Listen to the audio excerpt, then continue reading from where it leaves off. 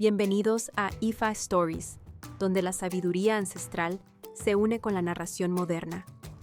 Adéntrate en el mundo sagrado de Ifa, el sistema espiritual yoruba, donde cada historia encierra el poder de la adivinación, el destino y un profundo conocimiento cultural.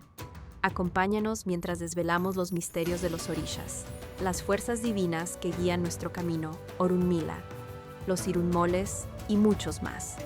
Cada historia es un puente entre el pasado y el presente, tejiendo lecciones atemporales que inspiran, iluminan y transforman. Abraza la sabiduría, honra la tradición y embárcate con nosotros en el corazón de Ifa. Suscríbete ahora y deja que las historias te guíen. Para explorar historias yoruba completas, enseñanzas de Ifa y sabiduría ancestral, visita nuestro sitio web www.ifastories.com. Da un paso en el camino sagrado para acceder a más recursos e información. La bajada de Eku al pueblo. Pataki, relato sagrado.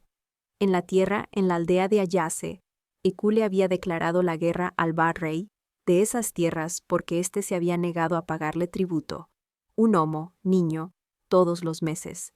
Entonces, Eku se transformaba cada noche en la forma de una pitón negra y entraba en la tierra de Ayase, y cuando la gente se desvelaba, el pánico se apoderaba de todos. Ante esta situación anormal, el Ba fue a consultar a Orunmila, quien le hizo adivinación con este Ifa, y le dijo: tienes que hacer ebo, sacrificio, con un bastón, una eyele, paloma, una cuco, gallo, un eku, rata, un eya, pez, y epo, aceite de palma. Orunmila preparó el ebo y le dijo: el acuco se lo das a Esu el Egba, y la eyele a la tierra de Tumilé.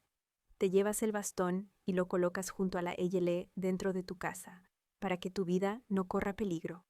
Así lo hizo el Ba, y esa misma noche llegó Eku, disfrazada de pitón. La eyele revoloteó por encima, avisándole al Ba que Eku había llegado. La pitón se lanzó sobre la eyele para comérsela, pero ésta abrió las alas, y la serpiente no pudo tragársela ni vomitarla, quedando así atrapada.